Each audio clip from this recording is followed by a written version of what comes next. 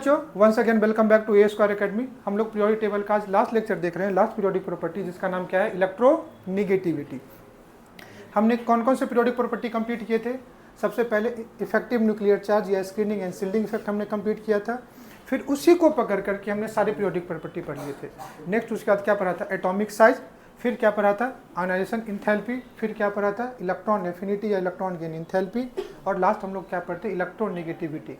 और ये जो 5 पीरियोडिक प्रॉपर्टी है ना, इसी का एप्लीकेशन, वेरिएशन ग्रुप में एंड पीरियड में, इन पांचों पीरियोडिक प्रॉपर्टी का जो एप्लीकेशन ग्रुप एंड पीरियड में है, ये हमें समझना होता है।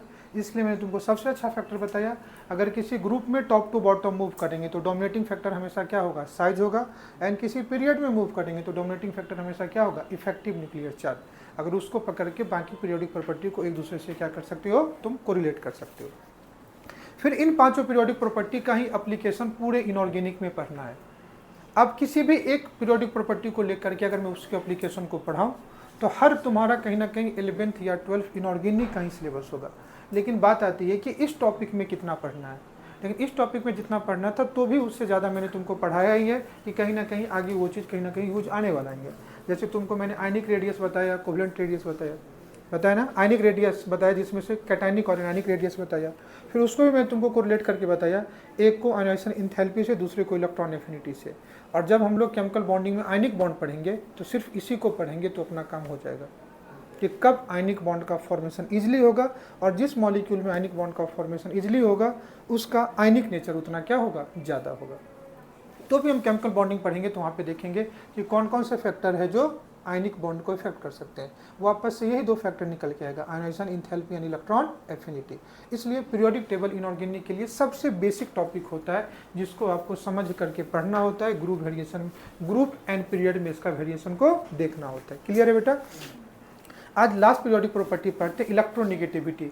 जब आप ऑर्गेनिक में भी देखते हो तो देखते हो ना, इलेक्ट्रोनेगेटिविटी होने की वजह से मॉलिक्यूल क्या होता है? पोलर होता है। उसी प्रॉपर्टी को देखते हैं कि एक्चुअली इलेक्ट्रोनेगेटिविटी क्या है। अब लास्ट लेक्चर में तुमको याद करो, जब मैं तुमको इलेक्ट्रॉन एफिनिटी पढ़ाया था तो उसका कोरिलेशन में तुमको किससे करवाया था? आयनाइजेशन इंथैल्पी से। और वो दोनों एक दूसरे के क्या थे? उल्टा थे, रिवर्स था ना। एक में इलेक्ट्रॉन निकालते, इसमें इलेक्ट्रॉन को ऐड कर रहे थे। आज हम लोग इलेक्ट्रोनेगेटिविटी पढ़ाते हैं। इसको समझाने के लिए वापस से मैं तुमको इलेक्ट्रॉन एफिनिटी बताता हूँ। क्या करता हूँ? Electron affinity.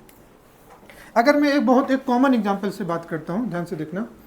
ये कोई एक एटम है और इस एटम का अपना ये क्या है? न्यूक्लियस है। बोलो हाँ ना। ये एटम है, इस एटम का अपना क्या है बेटा? न्यूक्लियस है। बोलो हाँ ना।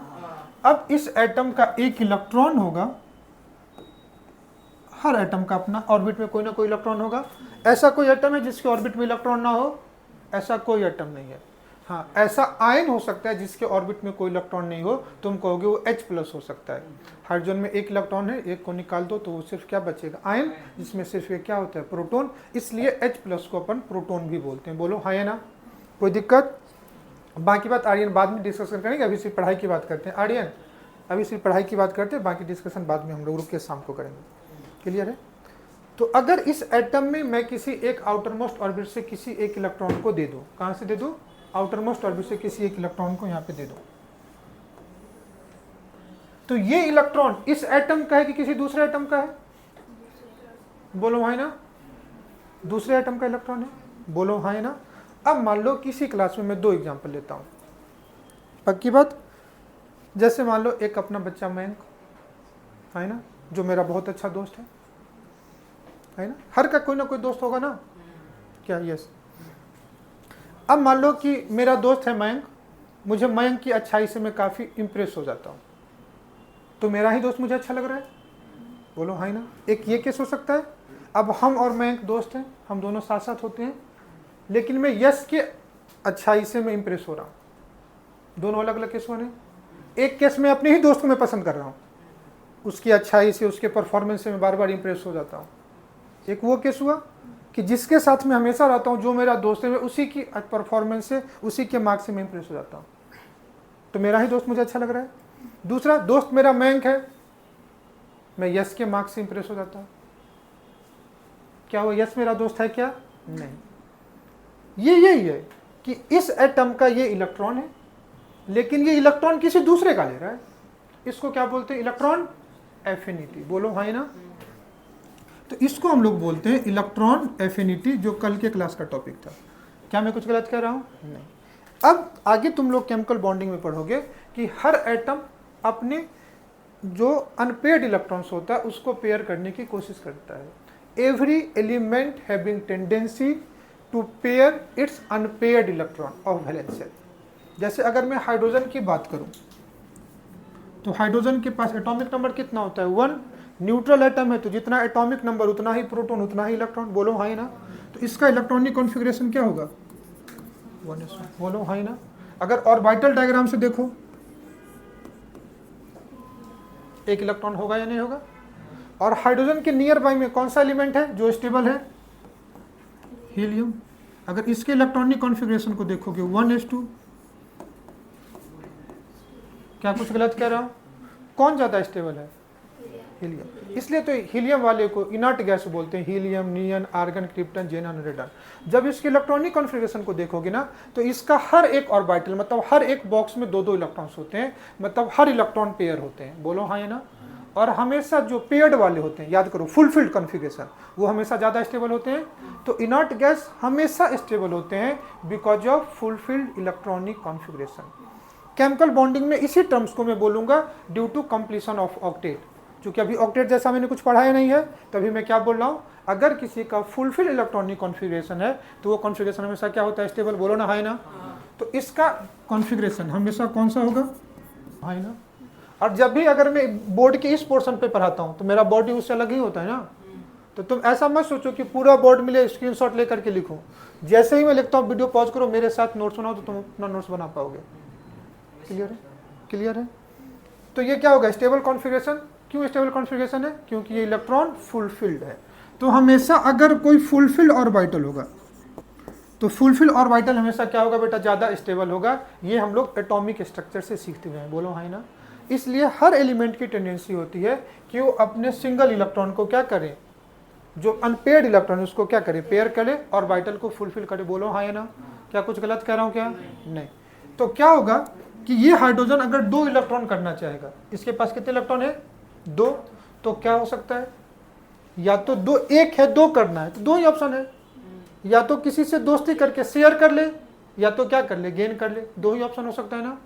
तो इसके पास 2 ऑप्शन होगा, sharing of its electron with, बोलो, अदर एटम। अच्छा मान लो, कैसा केस बताता हूँ, मान लो कोई प्रैक्टिकल की बुक है जो 100 रुपये की आती है, और कल स्कूल में टीचर कह दे कि जो बच्चा कल प्रैक्टिकल बुक लेके नहीं आएगा उसको क्लास में नहीं आने दूंगा, मतलब स्ट्रिक्टली कल प्रैक्टिकल बुक लाना है, बोलो है ना। अब मेरे पास भी 50 रुपीज़ है और मेरा दोस्त बैंक के पास भी 50 रुपीज़ है, तो हम दोनों क्या कर सकते हैं? बोले चलो दोनों 50-50 कंट्रीब्यूट करके बुक खरीदते हैं, तुम्हारे लेक्चर में तू दिखा देना, मेरे लेक्चर में मैं दिखा दूंगा। यही हो सकता है। दूसरा पॉसिबिलिटी क्या हो सकता है कि मान लो अगर मेरे स्कूल में मेरे क्लास टीचर ने इस चीज़ को स्ट्रिक्ट कर दिया तो मैं बैंक से 50 रुपये शेयर कर सकता हूँ। शेयर नहीं मतलब उससे उधार लूंगा, मतलब कंप्लीट ट्रांसफर ऑफ होगा, और उसका 50 और मेरा 50 मिल करके मैं क्या करूँगा? बुक खरीदूंगा। 100 रुपये की बुक, यही 2 कंडीशन है जो हम दोनों मिलकर खरीद सकते हैं, या तो दोनों कंट्रीब्यूट करके 100 रुपये की बुक खरीद सकते हैं, या हम किसी से उधार लेकर के फिर 100 रुपये बुक। क्या इसके अलावा कोई और ऑप्शन हो सकता है क्या? नहीं। तो एक क्या हो सकता है? Sharing of electron with other atom. दूसरा क्या होगा? Gain of electron with other atom, बोलो है ना। Gain of electron with other atom, बोलो ना है ना। तो जब इलेक्ट्रॉन का गेन करेगा तो एनायन बनेगा, तो वो बॉन्ड क्या होगा? आयनिक बॉन्ड होगा। तो इस कंडीशन में जो बॉन्ड बनेगा, क्योंकि यहीं से तो देखो जहां हमने एटॉमिक स्ट्रक्चर क्वांटम नंबर पे खत्म किया था वहीं से पीरियोडिक टेबल स्टार्ट हुआ था। अब ये खत्म हो रहा है तो केमिकल बॉन्डिंग यहीं से शुरू हो रहा है। तो ये कौन सा बॉन्ड बनेगा? तो यहाँ पे किस बॉन्ड का फॉर्मेशन होगा? किस बॉन्ड का फॉर्मेशन होगा? Ionic bond. और अगर शेयरिंग ऑफ इलेक्ट्रॉन होगा, अभी नहीं समझा तो कोई बात नहीं, अगले टॉपिक में अपने को पढ़ना ही है। यहाँ पे कौन सा बॉन्ड होगा? Covalent bond. क्या कुछ गलत कह रहा हूँ क्या? अब देखते हैं कि कोवेलेंट बॉन्ड फॉर्मेशन होता कैसे। तो ये भी एक हाइड्रोजन एटम है, इसका एक इलेक्ट्रॉन, और ये कोई एक दूसरा हाइड्रोजन एटम है, इसका इलेक्ट्रॉन। इलेक्ट्रॉन को डॉट से दिखा देते हैं। और केमिकल बॉन्डिंग हम लोग स्टार्ट ही सबसे पहले करेंगे लेविस डॉट स्ट्रक्चर से, क्योंकि लेविस डॉट स्ट्रक्चर अब तुम्हारे सिलेबस में नहीं है, लेकिन बोलते हैं कि लेविज ऑटो स्ट्रक्चर अगर करते हो तो केमिकल बॉन्डिंग तुम्हारा स्ट्रांग होगा। जैसे देखो ना, डजन अपने सिलेबस में था क्या? नहीं, अपने सिलेबस में क्या था? मोल। लेकिन मैंने तुमको डजन क्यों पढ़ाया? ताकि मोल समझ में आ जाए। तो ये क्या करेगा? शेयर करेगा। तो कभी ये 50 रुपये इसके घर भी आएगा, कभी ये 50। तो ये क्या करेगा? शेयरिंग करेगा। देखो इसके सर्कल में 2 इलेक्ट्रॉन हुए, और ये अगर इससे शेयर किया तो इसके सर्कल में 2 इलेक्ट्रॉन हुए कि नहीं हुए? और इन दोनों के बीच में किसका फॉर्मेशन हो जाएगा? और जब भी कोई 2 बॉन्ड बनता है तो एक बॉन्ड में कितने इलेक्ट्रॉन्स होते हैं? 2 इलेक्ट्रॉन। देखो 2 इलेक्ट्रॉन से एक बॉन्ड बने, नहीं बना? अब चूंकि ये दोनों बॉन्ड दोनों शेयर करके बनाए ना, तो उस दोनों इलेक्ट्रॉन पे दोनों का बराबर का हक होगा। बोलो क्या कुछ गलत कह रहा हूं? नहीं, ऐसा हो सकता है। चलो एक और एलिमेंट में समझाता हूं तुमको। यहीं पे एक एलिमेंट ले लेता हूं मैं, फ्लोरीन एटॉमिक नंबर 9। कल के क्लास में देखा था कि इसका इलेक्ट्रॉन एफिनिटी सबसे ज्यादा होता है। इलेक्ट्रॉनिक कॉन्फ़िगरेशन क्या होगा? मैं हमेशा किसको लिख रहा हूँ? आउटर मोस्ट ऑर्बिटल को। फ्लोरीन का एटॉमिक नंबर 9, इलेक्ट्रॉनिक कॉन्फ़िगरेशन क्या होगा? 1s2 2s2 2p6। तो आउटर मोस्ट क्या हुआ? 2s2 2p6। और नियन का क्या होगा? 1s2 2s2 2p6। तो आउटर मोस्ट क्या होगा? 2s2 2p6, इसका 2s2 2p5। मैं हमेशा वैलेंस इलेक्ट्रॉनिक कॉन्फ़िगरेशन को लिखता हूँ। अंदर वाले तो फील्ड होंगे तभी तो आउटर में क्या होगा ना। अरे फ्लोरीन सेकंड पीरियड एलिमेंट है मेरे बच्चे, तो फर्स्ट पीरियड तो फील होगा। तो 1s2 में तो 2 इलेक्ट्रॉन होगा तभी तो सेकंड में गया ना। बोलो ना, है ना? और अगर नियन में 10 इलेक्ट्रॉन है तो सेकंड फील होगा तभी तो आया। और सेकंड पीरियड में 8 इलेक्ट्रॉन होते, देखो वहाँ पे 8 है। एस में 1 ऑर्बिटल 2 इलेक्ट्रॉन फुलफिल्ड है। पी में 3 ऑर्बिटल 6 इलेक्ट्रॉन फुलफिल्ड है। बोलो ना, है ना? लेकिन नियन को देख लो, क्या 1 इलेक्ट्रॉन अनपेयर्ड है ना? तो ये कितने इलेक्ट्रॉन को पेयर करना चाहेगा? एक पेयर कर लेगा तो नियन जैसा होगा, स्टेबल हो जाएगा। अब फ्लोरीन की दोनों टेंडेंसी होगी, क्या क्या? 1 इलेक्ट्रॉन कम है तो 1 इलेक्ट्रॉन गेन भी कर सकता है या 1 इलेक्ट्रॉन शेयर भी कर सकता है। बोलो हाँ ना? लेकिन कल की क्लास में तुमने पढ़ा था कि फ्लोरीन की इलेक्ट्रॉन एफिनिटी क्या होगी? ज़्यादा होगी। बोलो हाँ ना? इस केस में अगर फ्लोरीन किसी एटम से 1 इलेक्ट्रॉन शेयर पेयर भी करेगा तो फ्लोरीन बाय बर्थ कैसा है? इलेक्ट्रॉन एफिनिटी ज़्यादा है, तो हमेशा उस इलेक्ट्रॉन के लिए इसकी लालच होगी कि नहीं होगी? अब ध्यान से देखना, अभी मैं एक बॉन्ड बनाता हूँ। ये एक हाइड्रोजन है, इसका 1 इलेक्ट्रॉन है, जैसे मैंने हाइड्रोजन का 1 इलेक्ट्रॉन यहाँ लिया था। दूसरा ये एक फ्लोरीन है। फ्लोरीन के कितने इलेक्ट्रॉन्स होते हैं? 7। बोलो हाँ ना? अब फ्लोरीन 1 इलेक्ट्रॉन शेयर करेगा। फ्लोरीन 1 इलेक्ट्रॉन क्या करेगा? शेयर करेगा। किसके साथ? हाइड्रोजन के साथ। तो देखो फ्लोरीन के सर्किल में टोटल 8 इलेक्ट्रॉन्स हो गए, 1 चाहिए थे, हो गए ना 8। अब ध्यान से देख ले, हाइड्रोजन के सर्कल में कितने इलेक्ट्रॉन्स? 2। बोलो हुए या नहीं हुए? तो हाइड्रोजन को 2 चाहिए था। देखो व्हाइट वाले सर्कल में हाइड्रोजन के 2 हुए और ग्रीन वाले सर्कल में फ्लोरीन के 8 हुए। तो फ्लोरीन नियन जैसा हो गया, हाइड्रोजन हीलियम जैसा हो गया। और क्या हो गया? इस शेयरिंग की वजह से दोनों में बॉन्ड बन गए। शेयरिंग है तो जब भी होगा तो दोनों साथ साथ होंगे। बोलो हाँ ना? तो हुआ क्या? इस H और इस F में एक बॉन्ड बना जो दोनों का इलेक्ट्रॉन होगा। अब इन दोनों इलेक्ट्रॉन पे दोनों का इक्वल हक होगा, इक्वल कंट्रीब्यूशन होगा। बोलो है ना? अब एक प्रॉपर्टी कंपेयर कर लो इलेक्ट्रॉन एफिनिटी वाली। Which one is more electron? किसकी इलेक्ट्रॉन एफिनिटी ज़्यादा है? फ्लोरीन की ज़्यादा होगी। तो फ्लोरीन की इलेक्ट्रॉन एफिनिटी ज़्यादा है, तो होना क्या चाहिए था कि ये जो बॉन्डेड इलेक्ट्रॉन पेयर H और F में है ये कहाँ होने चाहिए थे? सेंटर में। लेकिन फ्लोरीन की इलेक्ट्रॉन एफिनिटी ज़्यादा है तो ये थोड़ा इस इलेक्ट्रॉन को कहाँ खींचेगा? अपने तरफ। बोलो हाँ ना? बोलो हाँ ना? तो ये होगा क्या कि ये इलेक्ट्रॉन थोड़ा सा किधर माइग्रेट कर जाएगा? फ्लोरीन की तरफ। क्या मैं गलत कह रहा हूँ? ऐसा ही कह रहा हूँ? बोलो हाँ ना? इस केस में फ्लोरीन किसके इलेक्ट्रॉन को अपने तरफ ले रहा है? जिसके साथ बॉन्ड बनाया, जिसके साथ दोस्ती की, उस दोस्त के इलेक्ट्रॉन को ही ले रहा है। बोलो ना हाँ ना? इस केस में ये एटम किसके इलेक्ट्रॉन को ले रहा है? किसी दूसरे के इलेक्ट्रॉन को ले रहा है। बोलो हाँ ना? इस केस में किसी दूसरे के इलेक्ट्रॉन को ले रहा है। इस केस में ये फ्लोरीन किसके इलेक्ट्रॉन को ले रहा है? जिसको दोस्त बनाया, बोला चल अपन कंट्रीब्यूट करते हैं, उसी को ले रहा है। बोलो हाँ ना? नहीं समझे? अब समझो मैं और मैं एक दोस्त है, हम दोनों ने कंट्रीब्यूट करके कोई बुक खरीदी। अब मेरा स्वभाव डोमिनेटिंग नेचर का है, तो जो बुक हमने खरीदी होगी वो सबसे ज़्यादा देर तक कौन अपने पास रखेगा? मैं। उसको हफ्ते में 2 दिन के लिए दूंगा, बाकी 5 दिन मैं रखूंगा। और हाँ, वही चीटिंग। जो चीटिंग वाली प्रॉपर्टी है, जो उसी को इलेक्ट्रोनेगेटिविटी बोलते हैं। और चीटिंग हम किससे करते हैं? जिससे जुड़े होते हैं, जिससे फ्रेंडशिप होता है उसी से करते हैं। और एक प्रॉपर्टी होती है चोर वाली। 1947। इसने सही बात बोली, दो बात हो सकती है। एक चीटिंग वाली, तो कभी भी हम चीटिंग किससे करते हैं? अननोन लोगों से चीटिंग करते हैं क्या? नहीं। जिससे नोन होते हैं, जो दोस्त होता है उसी के साथ चीटिंग करते हैं, है ना। तो पहले दोस्त बनाया फिर चीटिंग किया। और दूसरा होता है चोरी करना। चोरी करने से पहले दोस्ती करते हो क्या? नहीं। तो किसी दूसरे के सामान को बिना ले लेना, बिना अनजान लोगों से, that is called as electron affinity. इसके कैंपस में फ्रूट्स का कोई मतलब पेरू का पेड़ है, अब देखा कोई नहीं, तोड़ लिया, अच्छा लगा तोड़ लिया, दैट इज कॉल्ड एफिनिटी। बोलो, है ना। अब पहले दोस्ती किया, उसके घर गया, 2-3 बार जाते जाते उसके सामान को ले लिया, that is called as cheating. तो जो चीटिंग वाली प्रॉपर्टी है उसको हम लोग क्या बोलते हैं? इलेक्ट्रोनिगेटिविटी। और दूसरे के इलेक्ट्रॉन को लेने वाली जो प्रॉपर्टी उसको क्या बोलते हैं? Electron affinity. दोनों में इलेक्ट्रॉन ही ट्रांसफर होता है, दोनों में इलेक्ट्रॉन ही ट्रांसफर होता है। लेकिन समझ में आया पर्पस? अगर किसी दूसरे के इलेक्ट्रॉन को ले लो उसको क्या बोलेंगे? Electron affinity.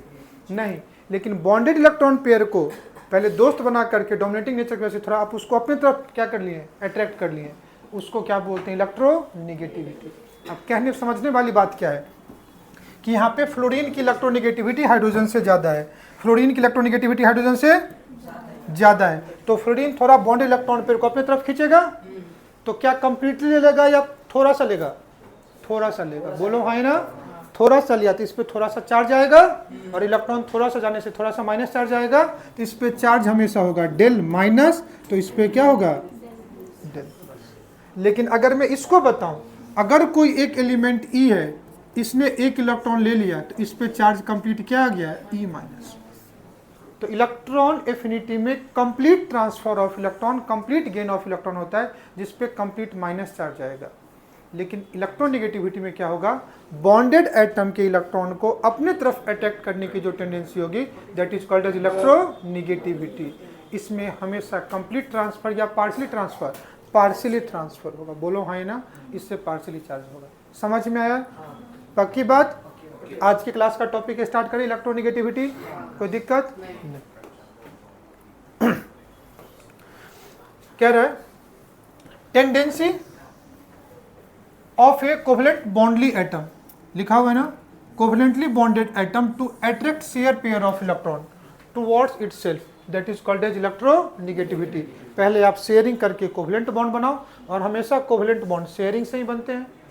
तो पहले आप शेयरिंग करके बॉन्ड बनाओ, फिर उसके इलेक्ट्रॉन को अपनी तरफ अट्रैक्ट ले लो। Tendency of an atom to attract bonded electron pair towards itself, that is called as electronegativity. और जब भी अगर इलेक्ट्रोनिगेटिविटी है तो एटम पे पार्शियली कौन सा चार्ज आएगा? माइनस और प्लस का सेपरेशन ऑफ चार्ज आएगा। और कोवेलेंट बॉन्ड मॉलिक्यूल पोलर होता है या नॉन पोलर होता है? तो तुम कहोगे कोवेलेंट बॉन्ड मॉलिक्यूल जनरली क्या होगा? नॉन पोलर होता है। लेकिन इलेक्ट्रोनिगेटिविटी डिफरेंस है, तो कोवेलेंट बॉन्ड में भी कौन सा करेक्टर आ जाएगा? आयनिक करेक्टर। अब एक एग्जांपल है कि एक एटम ए एंड बी है, इन दोनों के बीच में बॉन्ड है, और चूंकि बॉन्डेड इलेक्ट्रॉन पेयर किसके टुवर्ड्स जा रहा है? बी के टुवर्ड्स। बी के टुवर्ड्स तभी जा पाएगा जब बी की इलेक्ट्रोनिगेटिविटी ए से क्या होगी? ज़्यादा होगी। तो इलेक्ट्रोनिगेटिविटी को शॉर्ट में ई एन लिखते हैं। E N of A is less than क्या बेटा? बी।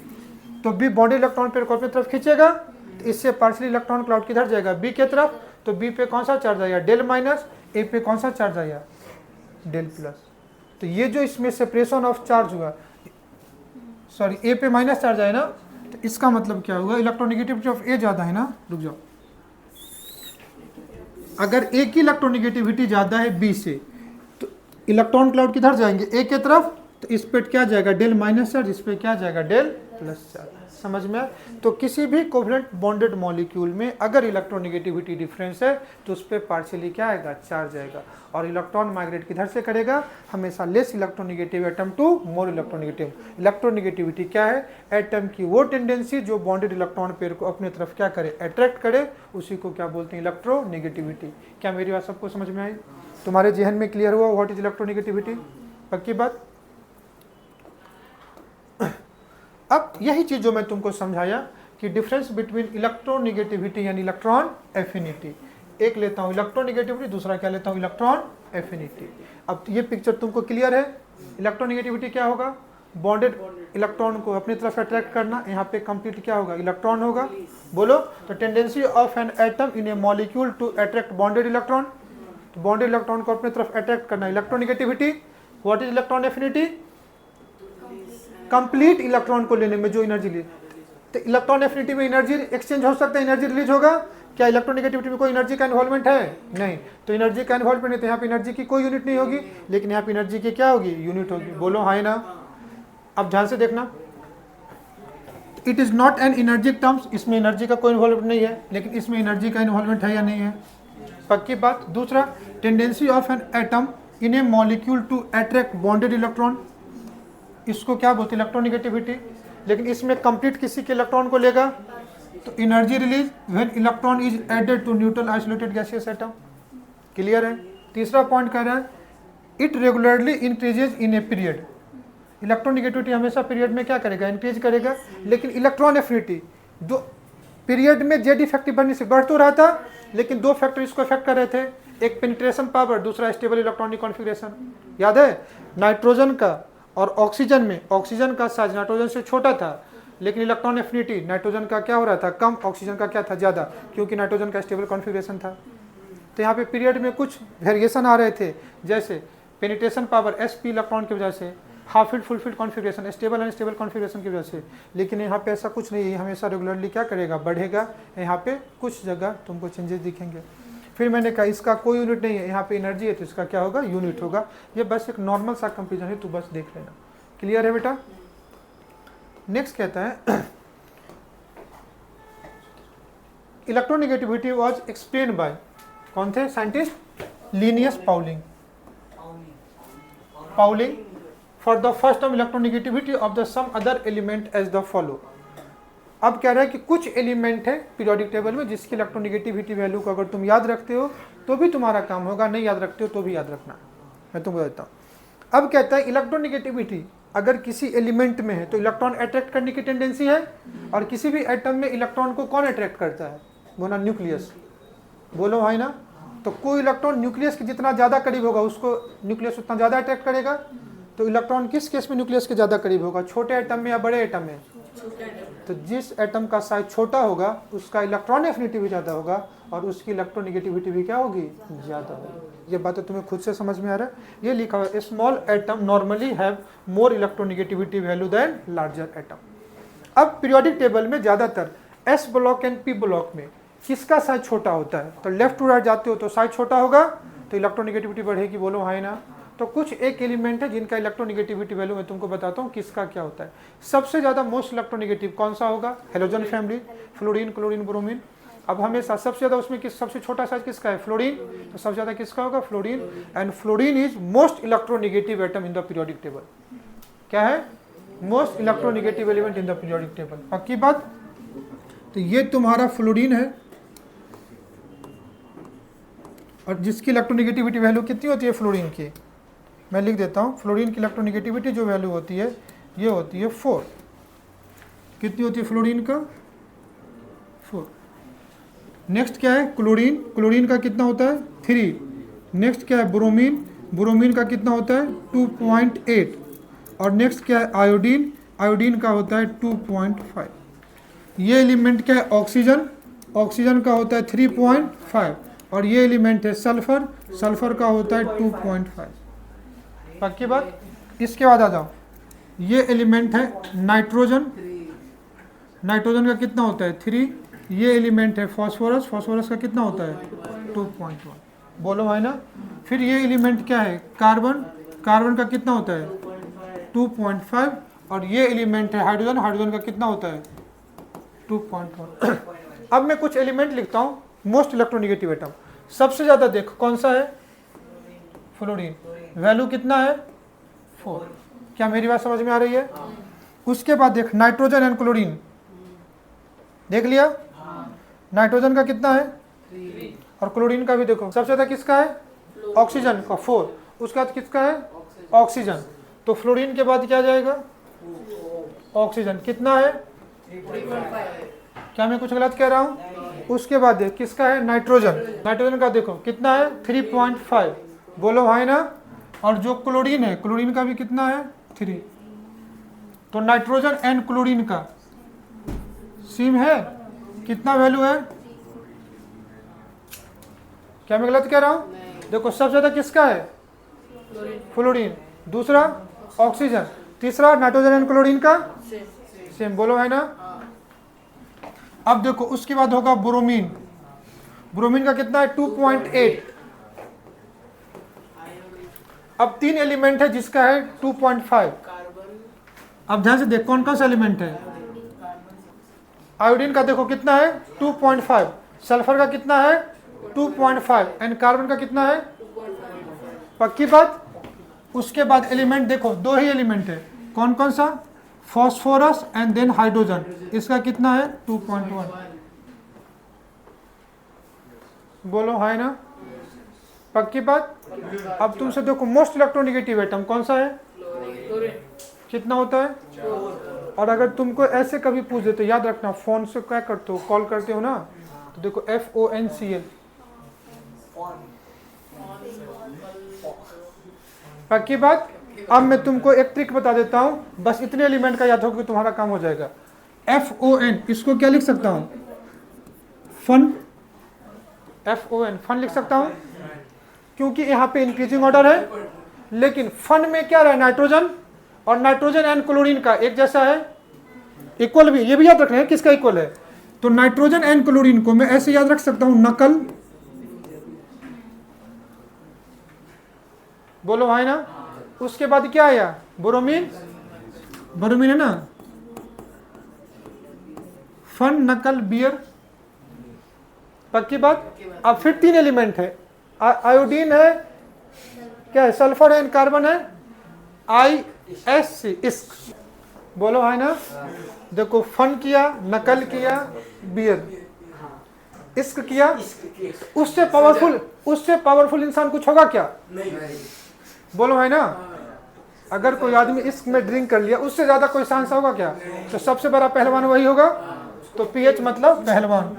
अगर इलेक्ट्रोनेगेटिविटी याद रखना है तुमको, कभी भी केमिस्ट्री में तुम्हारे लेवल पे कोई क्वेश्चन रुकेगा, फन, नकल, बियर, इस्क, पहलवान, अगर याद रखते हो पूरा इलेक्ट्रोनेगेटिविटी ऑर्डर आ गया। अब देखो फन, FON, fluorine, oxygen, nitrogen, electronic order, नकल, नाइट्रोजन एंड क्लोरीन एक जैसा होगा, बियर, ब्रोमीन, इस्क, ISC, iodine, sulphur and carbon एक जैसा होगा, पहलवान PH एक जैसा होगा, बोलो भाई ना। अब याद रखना जितने भी एलिमेंट है नॉन मेटल है, उसकी इलेक्ट्रोनेगेटिविटी हाइड्रोजन से क्या होगी, ज्यादा होगी, और 2.1 से कम है तो वो क्या होगा, मेटल होगा, 2.1 से ज्यादा है तो वो क्या हो जाएगा, नॉन मेटल होगा।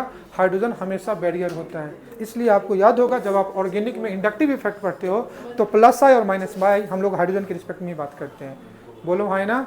यही वो हाइड्रोजन एटम है जिसके रिस्पेक्ट में बात करते हैं। क्या मेरी बात समझ में आई।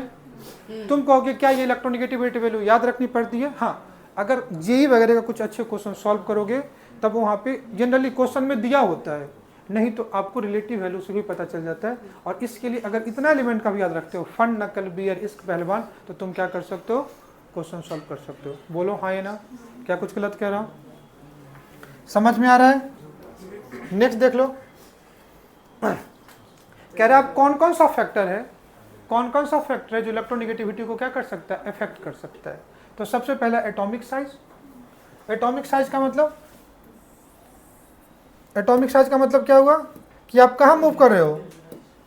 एटॉमिक साइज का मतलब आप कहाँ मूव कर रहे हो, साइज डोमिनेटिंग फैक्टर बोलो ग्रुप में होता है, कहाँ मूव कर रहे हो, बोलना जोर से, गुस्से, ग्रुप में टॉप टू बॉटम मूव करोगे साइज बढ़ेगा तो इलेक्ट्रोनेगेटिविटी कम होगा या ज्यादा होगा, कम होगा। क्यों, क्योंकि न्यूक्लियस से दूरी बढ़ जाएगी, बोलो है ना। तो कभी भी ग्रुप में अगर आप टॉप टू बॉटम मूव करते हो तो इलेक्ट्रोनेगेटिविटी क्या होगा, कम। तो electronegativity is inversely proportional to size, बोलो है ना। अगर साइज बढ़ेगा तो इलेक्ट्रोनेगेटिविटी क्या होगा, कम। तो किसी ग्रुप में टॉप टू बॉटम मूव करो, साइज बढ़ेगी, इलेक्ट्रोनेगेटिविटी कम होगी, बोलो लिख लोगे तुम। चलो आ जाओ। इफेक्टिव न्यूक्लियर चार्ज कहाँ डोमिनेटिंग फैक्टर होता है, कहना पीरियड में कहाँ डोमिनेटिंग फैक्टर होता है, पीरियड में कहां से कहां मूव करते हैं, कहना left to right, left to, तो जेड इफेक्टिव क्या होगी, तो इलेक्ट्रोनेगेटिविटी, अरे न्यूक्लियर चार्ज बढ़ रहा है मतलब पॉजिटिव चार्ज बढ़ रहा है ना, तो इलेक्ट्रॉन को ज्यादा अट्रैक्ट करेगा, बोलो हाँ है ना। अब ध्यान से देखो, अगर सेम ही मेटल है Mn+2 Mn+4 Mn+7, positive charge बढ़ने से जेड इफेक्टिव बढ़ता है तो इलेक्ट्रोनेगेटिविटी बढ़ेगी कि नहीं बढ़ेगी, O-2 O-1 O+1 O+2, negative charge बढ़ने से जेड इफेक्टिव कम होगा पॉजिटिव चार्ज बढ़ने से जेड इफेक्टिव क्या होगा, बढ़ेगा। नेगेटिव चार्ज आने से साइज बढ़ती है, पॉजिटिव चार्ज आने से साइज छोटी होगी, जिसका साइज छोटा इलेक्ट्रोनेगेटिविटी क्या ज़्यादा। देखो इधर की तरफ बढ़ रहा है, Fe+2 Fe+3 कौन ज़्यादा इलेक्ट्रोनेगेटिव एटम होगा, पक्की बात। इसलिए मैंने कहा भी था किसी भी एटम पे अगर पॉजिटिव चार्ज आता है तो इलेक्ट्रोनेगेटिविटी बढ़ती है। पूरा का पूरा ये कॉन्सेप्ट तुम्हें आगे ऑर्गेनिक में इंडक्टिव इफेक्ट में लगेगा। बोलो कुछ गलत कह रहा हूँ। नेक्स्ट कह रहा है, क्योंकि इधर से इधर जब आप मूव करते हो क्या बढ़ रहा है, जेड इफेक्टिव बढ़ रहा है, जिससे इलेक्ट्रोनेगेटिविटी क्या हो रही है, बढ़ रही है। बोलो है ना। तो कभी भी अगर इफेक्टिव न्यूक्लियर चार्ज बढ़ता है तो साइज छोटा होगा, अट्रैक्शन बढ़ेगा, इलेक्ट्रोनेगेटिविटी क्या होगी, बढ़ेगी। बोलो है ना। तीसरी एक बात, ये चीज़ को मैं यहाँ नोट करके लिख देता हूँ। अगर ऑर्गेनिक में थोड़ा बहुत आप पढ़ोगे तो ये चीज़ आएगा कि कभी भी अगर एक एलिमेंट का डिफरेंट हाइब्रिडाइजेशन स्टेट होता है, एक एलिमेंट का डिफरेंट क्या होगा, हाइब्रिडाइजेशन स्टेट होगा। अभी तुमको ये बात नहीं समझ में आएगी कि ये sp3 क्या है, sp2 क्या है और sp क्या है। बोलो हाँ ना। लेकिन याद रखना sp क्या होगा, जैसे मैं और मैं दो दोस्त हैं तो एक s होंगे और एक p होंगे। तो यहाँ पे ये कितने दोस्त की कहानी है, दो दोस्त की। यहाँ पे एक s है, p² मतलब p कितने हो गए, 2। अरे मैथ में अगर x² को तुम क्या लिखते हो, x इंटू एक्स, तो sp2 को क्या लिख सकता हूँ, s इंटू p। तो टोटल कितने पर्सन आ गए, 3। तो ये कितने दोस्त की कहानी है, 3। और अगर sp3 है तो कितना, s इंटू p, यही होगा ना। तो कितने दोस्त की कहानी है, 4। अब यहाँ से 2 में से एक s है तो s कितना परसेंट हुआ, 50%। यहाँ पे 3 में से एक s है तो s कितना हुआ, 33। और s कौन सा ऑर्बिटल है, कहोगे s वो ऑर्बिटल है जिसका पेनिट्रेशन पावर ज्यादा है, न्यूक्लियस के ज्यादा करीब है। और जो ऑर्बिटल न्यूक्लियस के ज्यादा करीब होगा तो ज्यादा करीब आने से अट्रैक्शन बढ़ेगा कि नहीं बढ़ेगा, तो इलेक्ट्रोनेगेटिविटी बढ़ेगी नहीं बढ़ेगी। इस वजह से जहाँ पे s ऑर्बिटल का कंट्रीब्यूशन बढ़ेगा उसका इलेक्ट्रोनेगेटिविटी क्या होगा, ज्यादा होगा। तो अगर कोई एटम sp वाला हो और sp3 वाला हो, किसकी इलेक्ट्रोनेगेटिविटी ज़्यादा होगी, sp की ज़्यादा होगी, किससे, sp3 की। यही लिखा हुआ है, electronegativity also increases as s character of hybrid orbital.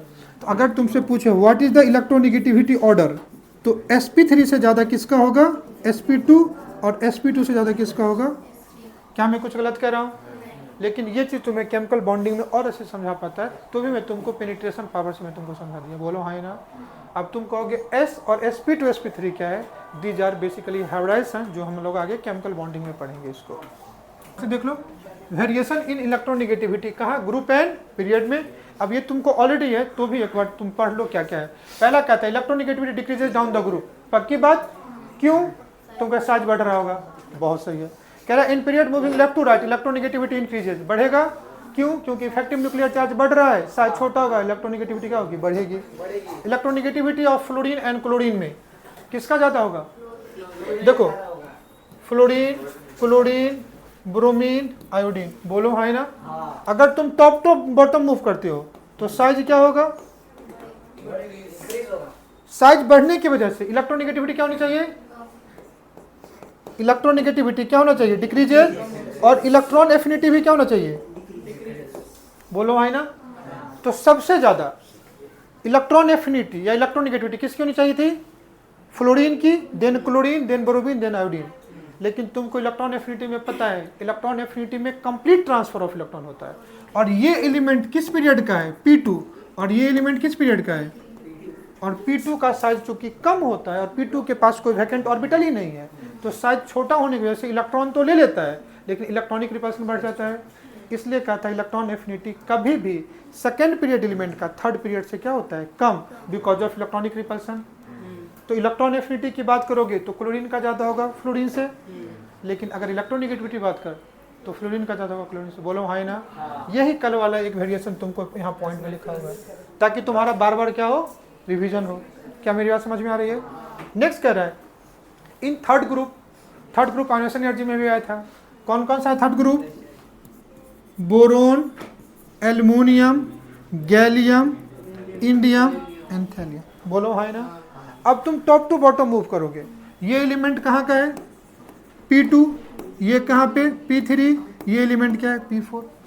और अगर P4 की बात करोगे तो यहाँ पे 3D के 10 इलेक्ट्रॉन होंगे, तो एल्युमिनियम की बात करोगे तो 2s2 2p1, 3s2 3p1, लेकिन यहाँ पे क्या जाएगा 4s2 3d10 then 4p1।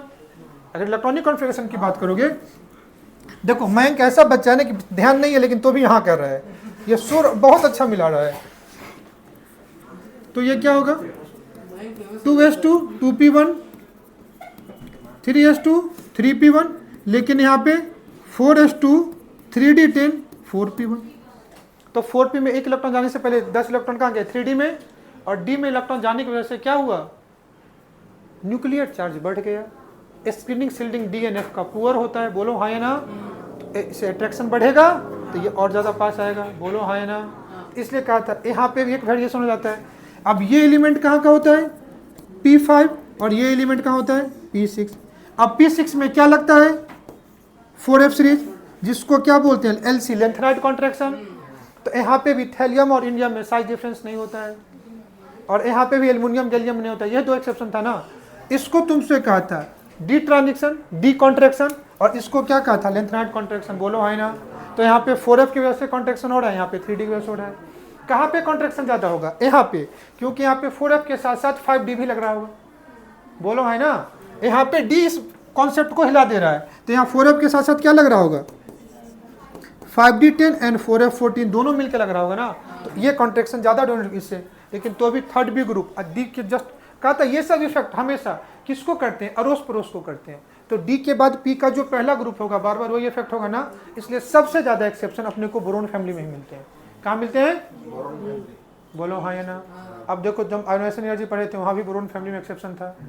Electronegativity electron affinity पढ़े वहाँ पे भी एक्सेप्शन था, इलेक्ट्रॉन एफिनिटी में। अब तुमको ये बात समझ में आई पक्की बात। तो कह रहा है in third A group the value of electronegativity is irregular. तुम्हें समझ में आ गया ना क्यों रेगुलर है, क्योंकि साइज डिफरेंस आ रहा है। एक ट्रांजिशन कॉन्ट्रैक्शन है और एक लेंथेनाइड कॉन्ट्रैक्शन है। Irregular when going down the group because of transition contraction.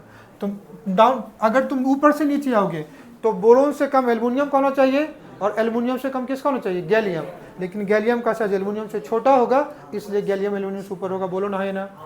अगर मैं तुमको नहीं बताता तो भी तुम रिकॉल कर लेते ना, लेकिन तो भी मेरा काम था बता दिया, तुम आगे यहाँ से तुम याद रखना। क्या मेरी बात समझ में आ रही है हाँ या ना। अब आ जाओ एप्लीकेशन ऑफ इलेक्ट्रोनेगेटिविटी। किसकी बात करते हैं ऑफ इलेक्ट्रोनेगेटिविटी। अब ध्यान तो तुम समझना, एक एलिमेंट ये है ए, ये किसके साथ बॉन्ड बना दिया बी, बोलो हाँ या ना। दोनों कोवलेंटली बॉन्डेड है।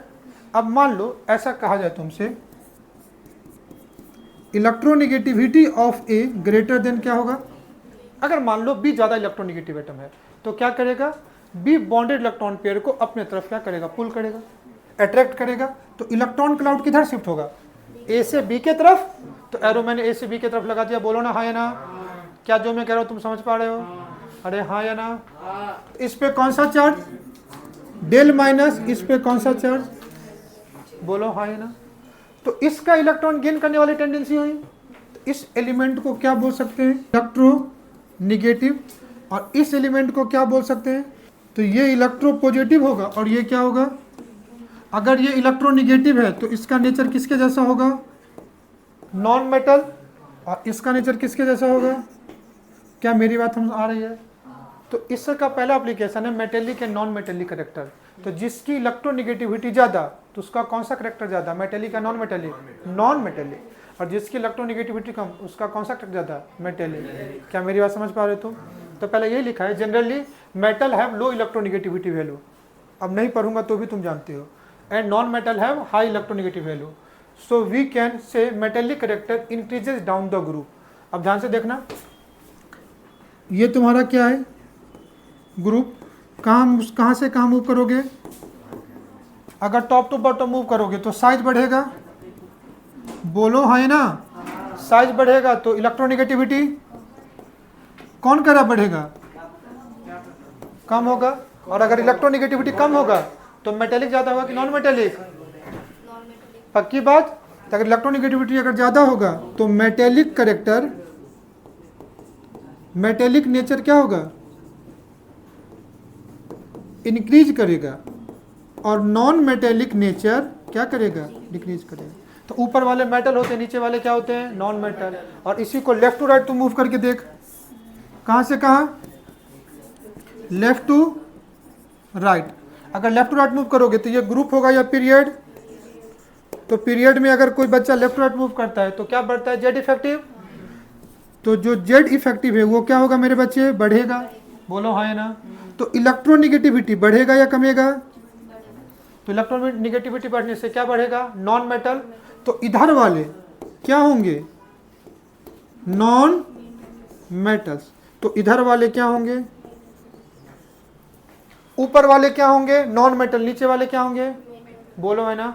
तो सबसे ज्यादा मेटेलिक पीरियोडिक टेबल में कहाँ होगा, मेटल इधर के तरफ और नीचे के तरफ। तो पीरियोडिक टेबल में इधर आ जाओ और इधर आ जाओ तो तुमको क्या मिलेगा, मेटल। नॉन मेटल किधर के तरफ, इधर के तरफ, और किधर के तरफ, ऊपर के तरफ। तो ये तुम्हारा क्या हो जाएगा, क्या मेरी बात समझ में आ रही है। तो किसी भी आयनिक कंपाउंड बनने के लिए सबसे ज्यादा आयनिक कंपाउंड मोर इलेक्ट्रोपॉजिटिव और मोर इलेक्ट्रोनेगेटिव के बीच में बनेगा। तो सबसे ऊपर नॉन मेटल जो ज्यादा इलेक्ट्रोनेगेटिव है कौन है, फ्लोरीन। और सबसे नीचे कौन सा है, हेलिना के रब से फरियाद, फ्रांसियम, वो रेडियो एक्टिव है, उसको छोड़ दे, बच क्या बचा, सीजियम। तो सीजियम एंड फ्लोरीन का कंपाउंड सबसे ज्यादा क्या होगा, आयनिक होगा। बोलो है ना। ऊपर से नीचे आने पे मेटेलिक करेक्टर क्या हो रहा है, बढ़ता है। तो कहीं में मेटल सबसे ज्यादा नीचे होगा। लेफ्ट टू राइट आने पे नॉन मेटल बढ़ता है, तो लेफ्ट वाला हमेशा क्या होगा, मेटल। तो पीरियोडिक टेबल में जो सबसे लेफ्ट और सबसे नीचे होगा वो सबसे अच्छा मेटल होगा, इलेक्ट्रोपॉजिटिव होगा। और नॉन मेटल जो सबसे टॉप में राइट हैंड साइड होगा सबसे अच्छा क्या होगा, नॉन मेटल। समझ में आया क्या, इससे और इससे ज्यादा तुमको मेटेलिक नॉन मेटेलिक बताओ, समझ में आया। दूसरा कह रहा है बॉन्ड एनर्जी, क्या कह रहा है, अब ध्यान से देखना। बॉन्ड एनर्जी क्या कहता है कि अगर यहाँ पे जो भी बॉन्ड बन रहा है, कौन सा बॉन्ड बन रहा है, तुम कहना कोवलेंट बॉन्ड। और कोवलेंट बॉन्ड किसकी वजह से बनता है, शेयरिंग की वजह से। तो कभी भी किसी दो एटम में शेयरिंग होकर के समझो कोवलेंट बॉन्ड बना, बोलो हाँ ना। अब कोवलेंट बॉन्ड बन गया, लेकिन यहाँ पे इलेक्ट्रोनेगेटिविटी का डिफरेंस है। किसका डिफरेंस है, इलेक्ट्रोनेगेटिव डिफरेंस होने की वजह से एक पे डेल पॉजिटिव आएगा, दूसरे पे क्या आएगा, डेल नेगेटिव। तो सेपरेशन ऑफ चार्ज मतलब फॉर्मेशन ऑफ क्या बेटा, आयन। तो एक तो शेयरिंग वाला अट्रैक्शन था, और दूसरा चार्ज आने से चार्ज वाला भी अट्रैक्शन होगा कि नहीं होगा। तो जोरदार अट्रैक्शन होगा, तो जितना ज़्यादा इलेक्ट्रोनेगेटिविटी डिफरेंस होगा उतना ज़्यादा उस बॉन्ड में पोलर नेचर होगा, उतना ज़्यादा आयनिक वाला भी फोर्स होगा, तो बॉन्ड स्ट्रॉन्गर होगा कि नहीं होगा, उस केस में बॉन्ड स्ट्रॉन्गर होगा। एक एग्जांपल से समझाता हूँ। यहाँ पे HF, HCl, HBr, HI, hydrogen की इलेक्ट्रोनेगेटिविटी 2.1, फन नकल बियर इस्ट पहलवान, P और H की एक जैसी है, बोलो है ना। तो हाइड्रोजन का कितना 2.1 एंड फ्लोरीन का कितना होता है 4। मोस्ट इलेक्ट्रोनेगेटिविटी की सबसे ज्यादा वैल्यू कितनी हो सकती है 4, बोलो है ना। तो 4 एंड 2.1 का डिफरेंस 1.9। तो यहाँ पे इलेक्ट्रोनेगेटिविटी का डिफरेंस कितना है, बोलो है ना। आयोडीन का कितना होता है, इस ISC 2.5 और हाइड्रोजन का 2.1, तो डिफरेंस 0. बोलो है ना। एक तो फ्लोरीन का साइज भी छोटा है तो इलेक्ट्रोनेगेटिविटी ज्यादा है, दूसरा जितना साइज छोटा होगा बॉन्ड अच्छा बनेगा। तो किस केस में ज्यादा पोलरिटी होगी, HF में। HF का बॉन्ड स्ट्रॉन्गर होगा कि नहीं होगा। तो कहता है जितना ज्यादा इलेक्ट्रोनेगेटिविटी का डिफरेंस होगा उसका बॉन्ड स्ट्रॉन्गर होगा, दैट मीन्स बॉन्ड एनर्जी ज्यादा होगा। यही लिखा भी हुआ है, bond energy is directly proportional to difference in electronegativity. बोलो भाई ना। तो अगर इन तीनों में, इन चारों में पूछूं HF, HCl, HBr, HI में किसकी बॉन्ड एनर्जी ज्यादा होगी, HF। मतलब कौन जल्दी टूटेगा फिर, HI जल्दी टूटेगा, बोलो है ना। तो जो स्ट्रॉन्गर होगा उसको तोड़ने में ज्यादा एनर्जी लगेगा, और जो वीकर होगा उसको तोड़ने में कम एनर्जी लगेगा, बोलो है ना। तो कौन जल्दी टूटेगा, पक्की बात। तो अगर इन चारों मॉलिक्यूल को देख के पूछूं कि कौन जल्दी H+ दे देगा, HI या HF, बोलो ना HI। तो जो जल्दी H+ देगा वो अच्छा एसिड होगा। इस क्वेश्चन को मैं ऐसे पूछ सकता हूँ कि which of the following are most acidic, HI, बोलो है ना। तो एसिडिक करेक्टर भी किसके डिफरेंस से निकाल दिया, समझ में नहीं आया, बोलो। तो bond length, bond energy, acidic character, basic character, सब इसी सब का एप्लीकेशन आता है हाई। चलो समझा। अब आता है कि अगर किसी कंपाउंड में पोलर नेचर आ जाए, अगर किसी कंपाउंड में पोलर नेचर आ जाए।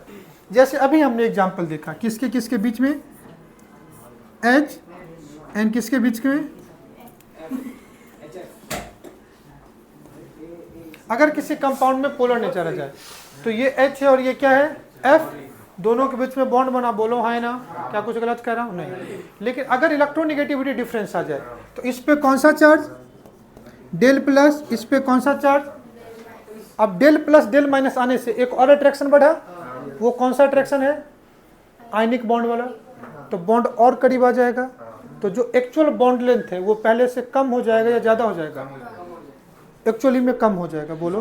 तो अगर किसी एटम में इलेक्ट्रोनेगेटिविटी का डिफरेंस आता है तो उससे एटम का क्लोजनेस बढ़ेगा क्योंकि अट्रैक्शन बढ़ जाता है, और अट्रैक्शन बढ़ने की वजह से बॉन्ड लेंथ क्या हो जाएगा, कम, तो बॉन्ड एनर्जी क्या होगा, ज़्यादा। अगर किसी दो बॉन्डेड एटम में अगर डिफरेंस इन इलेक्ट्रोनेगेटिविटी ज़्यादा है तो उससे वो बॉन्ड और स्ट्रॉन्गर हो जाएगा, बॉन्ड स्ट्रॉन्गर होगा तो बॉन्ड लेंथ क्या हो जाएगा, कम होगा, बोलो हाँ ना। तो कितने से कम होगा, इसी के लिए एक साइंटिस्ट थे शूमेकर एंड स्टीवेंसन, इन्होंने एक फॉर्मूला दिया था, क्या दिया था ध्यान से देखना, कह रहा है if a diatomic molecule, diatomic molecule मतलब वो मॉलिक्यूल जो दो एटम से बना हुआ है, molecule electronegativity difference is more, दोनों के बीच में इलेक्ट्रोनेगेटिविटी डिफरेंस क्या है, ज्यादा है, तो कह रहा है then actual bond length will be reduce, bond length क्या कर जाएगा, रिड्यूस कर जाएगा।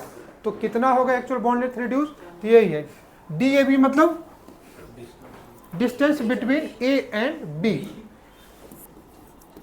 डिस्टेंस बिटवीन A एंड क्या बेटा, B, और दो एटम बॉन्डेड एटम के बीच का जो डिस्टेंस होगा वही तो बॉन्ड लेंथ कहलाएगा, तो इसी को क्या बोल सकते हैं, बॉन्ड लेंथ। क्या मेरी बात समझ में आ रही है, तो bond length is equal to क्या होगा, radius of A plus radius of B, ये तब होता जब इनके बीच में इलेक्ट्रोनेगेटिविटी का डिफरेंस नहीं होता, तो दोनों के रेडियस को क्या कर दो, ऐड कर निकल जाता है, लेकिन अब उससे तो कम होगा, तो देखना माइनस करना पड़ेगा, कितने को, तो 0.09 into difference in electronegativity of two bonded atom.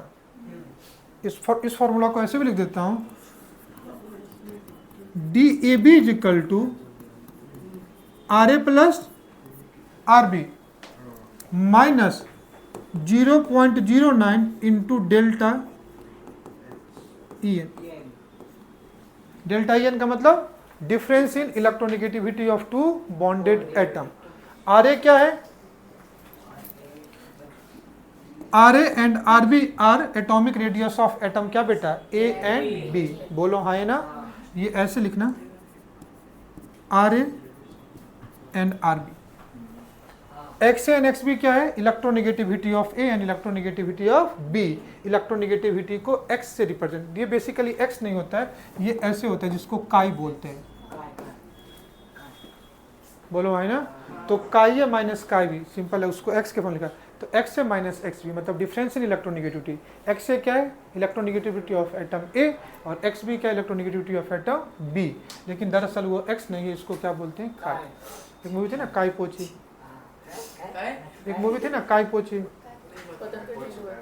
है ना बेटा, कि अगर कोई आयनिक कंपाउंड है तो उसका नेमिंग कैसे लिखते हैं, मतलब नेमिंग ऑफ आयनिक कंपाउंड। जैसे तुम जानते हो ना आयुपैक नॉमेनक्लेचर ऑर्गेनिक कंपाउंड के लिए, मीथेन, इथेन, प्रोपेन, ब्यूटेन, ये उसका रूल पढ़ते हैं, पेरेंट चेन देखो, सब्स्टिट्यूएंट देखो, वैसे हम लोग आयनिक कंपाउंड का भी आयुपैक नॉमेनक्लेचर करते हैं।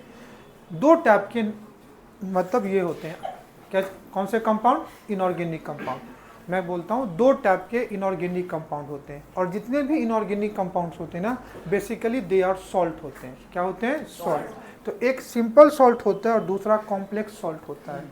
तो हम लोग यहाँ जो ब्लॉक पढ़ते हैं ना, यहाँ पे बेसिकली सिंपल सॉल्ट को पढ़ते हैं, और अपने सिलेबस में एक कॉम्प्लेक्स सॉल्ट को भी पढ़ना है, जो क्लास 12 में पूरा एक डिटेल्स चैप्टर भी है, जिस कंपाउंड को हम लोग बोलते हैं कोऑर्डिनेशन कंपाउंड, वहाँ पे पूरा रूल पढ़ते हैं आयुपैक नॉमेनक्लेचर का।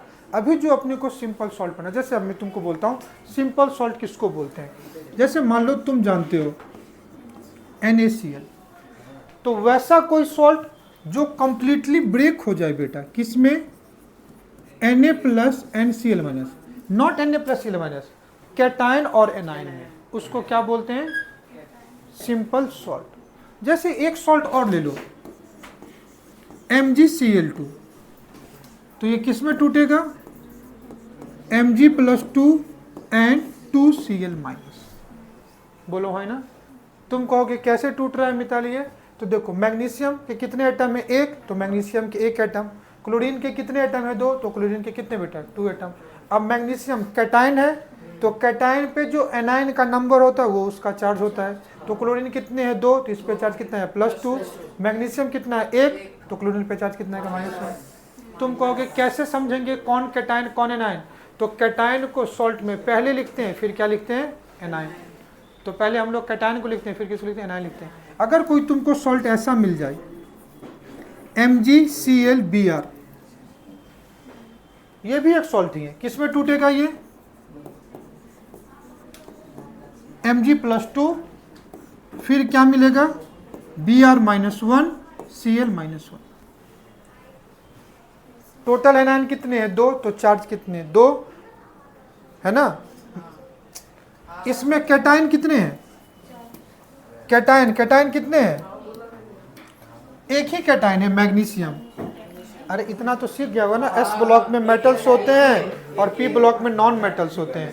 P ब्लॉक में तुमको इसी चैप्टर में बता दिया कि P ब्लॉक में metal, non metal and metalloids होते हैं, तीनों होते हैं। कुछ मेटल्स होते हैं, सारे मेटलॉइड्स होते हैं और बाकी नॉन मेटल होते हैं। इन दोनों में ये दोनों नॉन मेटल हैं, ये क्या है, मेटल है। मेटल कैटायन बनाएंगे, नॉन मेटल एनायन बनाएंगे। अब मैग्नीशियम कितना है, 1, तो नॉन मेटल पे चार्ज कितना जाएगा, 1, तो देखो ब्रोमीन पे भी चार्ज -1, क्लोरीन पे भी चार्ज -1। दोनों नॉन मेटल कितने थे, 2, तो मैग्नीशियम पे चार्ज कितना आएगा, +2।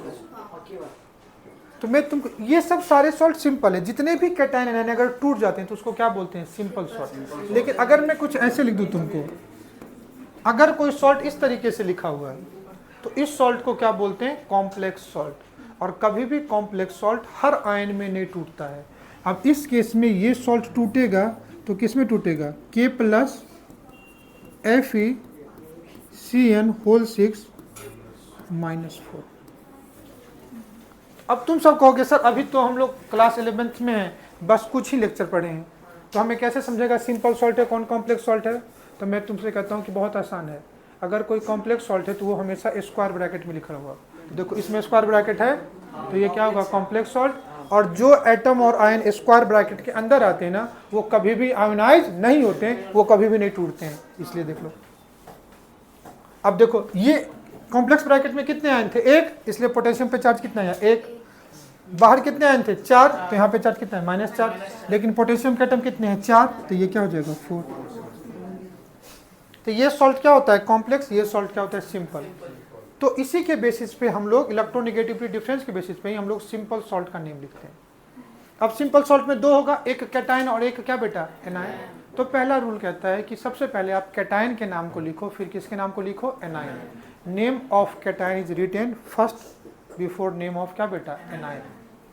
पक्की बात। तो सबसे पहले किसका नाम लिखेंगे, सोडियम। और इसको इलेक्ट्रोनेगेटिविटी से बात करूं तो जो लेस इलेक्ट्रोनेगेटिव एटम है उसको क्या लिखो पहले, और जो मोर इलेक्ट्रोनेगेटिव उसको क्या लिखोगे बाद। बोलो है ना। तो ये लिखा हुआ है कि एक एटम लेस इलेक्ट्रोनेगेटिव एटम होगा, दूसरा क्या होगा, मोर इलेक्ट्रोनेगेटिव।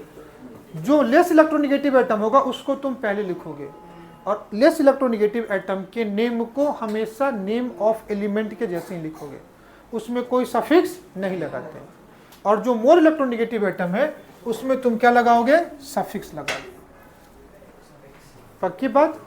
जैसे अगर मुझे इसका नाम लिखना, ध्यान से देखना,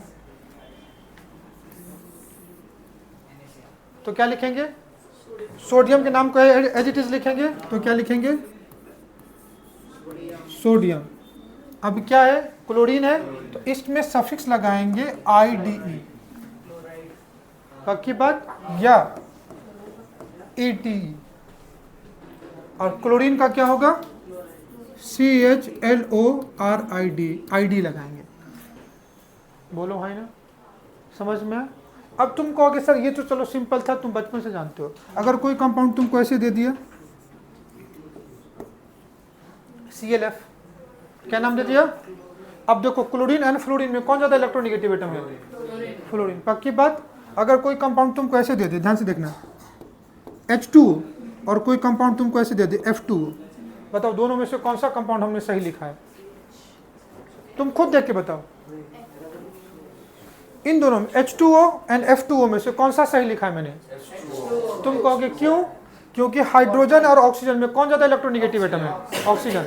तो लेस इलेक्ट्रोनेगेटिव पहले, मोर इलेक्ट्रोनेगेटिव बाद में, तो ये सही हो गया। फ्लोरीन और ऑक्सीजन में कौन ज्यादा इलेक्ट्रोनेगेटिव एटम है? फ्लोरीन। तो फ्लोरीन कहाँ आना चाहिए? बाद में। तो ये रिप्रेजेंटेशन क्या है? गलत। करेक्ट क्या होगा? समझ में आया? अगर मुझे इसका नाम लिखना है, ये सही है, क्लोरीन लेस फ्लोरीन ज्यादा, इसका नाम क्या होगा? Chlorine fluoride. क्या गलत कह रहा हूं? इसका नाम क्या होगा? हाइड्रोजन का पहला क्या लिखेंगे? हाइड्रोजन, और ऑक्सीजन का ऑक्साइड, और तुम कहोगे वाटर, ये तो इसका कॉमन नेम है, इसका नाम क्या होगा? फ्लोरीन। लेकिन दो फ्लोरीन है तो क्या लिखेंगे? डाई फ्लोरीन क्या बेटा? ऑक्साइड। बोलो है ना? अगर कोई कंपाउंड लिखा हुआ है IBr तो क्या होगा? IBr देख लो। तो आयोडीन ब्रोमीन में कौन ज्यादा इलेक्ट्रोनेगेटिव? ब्रोमीन। अगर मैं BRI लिखता तो गलत हो जाता, तो क्या लिखेंगे? Iodine bromide. बाकी बात, अगर कोई कंपाउंड ऐसे लिख दूं IBr3 iodine tribromide. Good. Iodine tri, बोलो गलत कह रहा हूं? अगर कोई कंपाउंड ऐसे दे दूं IBr5, लेकिन ये अनस्टेबल होता है, आगे देखेंगे क्यों। क्या मेरी बात समझ में आ रही है? तो इसी के हेल्प से हम किसी कंपाउंड का नाम भी ले सकते हैं। पक्की बात, यही लिखा भी हुआ है इन डाई। समझ में आया? तो ये लिखा है Cl2O एंड OCl2। इसमें से कौन सा राइट है, कौन सा सही है? क्योंकि Cl2 क्या है? क्लोरीन लेस इलेक्ट्रोनेगेटिव ऑक्सीजन, ऐसे लिखेंगे। बोलो हाँ ना? और यही तुम्हें दिखा भी हुआ है। CFC है तो उसका कैसे क्या बेटा? CFC। अब ध्यान से देखो, ये जो कंपाउंड है ना, ये अब कोई एलिमेंट से बना है क्या? बोलो ये किससे बना हुआ है? Carbon and fluorine. तो ये कंपाउंड क्या हो जाएगा? C2F। लेकिन CFC जो तुम जानते हो ना, ये किसी लॉन्ग नेम का शॉर्ट फॉर्म है। This is not compound. हाँ, दिस इज नॉट कंपाउंड। पक्की बात। अब कभी भी कार्बन अगर फ्लोरीन के साथ बॉन्ड बना ले तो उसी को क्या बोलेंगे? Carbon fluoride. अब एक फ्लोरीन भी एक वन भी हो सकता है, डाई भी हो सकता है, ट्राई एक्सेट्रा। यही सब तो हम लोग केमिकल बॉन्डिंग में देखेंगे कौन सा नेम सही है, कौन सा गलत है। अभी हम लोग सिर्फ नेमिंग की बात की, नॉमेनक्लेचर की बात की। पक्की बात।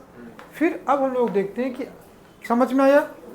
नेक्स्ट क्लास में हम लोग यहीं से नेक्स्ट एप्लीकेशन स्टार्ट करेंगे कि किसी भी बॉन्ड में अगर इलेक्ट्रोनेगेटिविटी का डिफरेंस है तो उससे उसमें कौन सा करैक्टर बढ़ेगा? आयनिक मतलब पोलर नेचर बढ़ेगा, तो कौन सा बॉन्ड कितना पोलर है। तो उसके लिए हम लोगों को पाउलिंग स्केल पढ़ते हैं, मोल्किन स्केल पढ़ते हैं। फिर उसी पे आता है कि अगर किसी पीरियड में आते हैं तो कौन कौन सी प्रॉपर्टी होती है।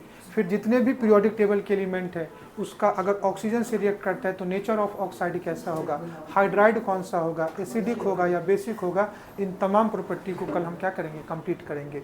फिर उसी में एक और इफेक्ट आएगा जो केमिकल बॉन्डिंग के लिए इंपॉर्टेंट होता है, इनर्ट पेयर इफेक्ट। तो जितने भी छोटे मोटे कॉन्सेप्ट कहीं भी यूज होंगे हम लोग उसको यही पीरियोडिक टेबल में पढ़ेंगे। हाँ, अभी आप देखोगे तो इतनी ज़्यादा चीज़ तुम्हारे क्लास 11-12 के बुक में नहीं दी हुई पीरियोडिक टेबल में, लेकिन कहीं ना कहीं ये किसी न किसी चैप्टर में। तो मैं आपको स्टार्टिंग में कुछ चीज़ें इतने डिटेल्स में इसलिए बताता हूँ कि जब हम इसको चैप्टर में पढ़ेंगे ना तो वो चीज़ें वहाँ पे और आपको आसान लगे। अगर तुम NCERT से या अपने टेक्स्ट बुक से देखोगे ना तो तुमको इतना ज़्यादा पीरियोडिक टेबल पढ़ना नहीं है, लेकिन कहीं ना कहीं ये तुम्हारे सिलेबस का ही पार्ट है। इसलिए जितने भी चीज़ कोरिलेट हो सकती थी मैंने कोरिलेट करने की कोशिश की है। क्लियर? तो आप लेक्चर को ध्यान से देख के नोट्स बनाना, फिर हम लोग उसका DBP डिस्कस करेंगे। Thanks for today, bye bye and thank you.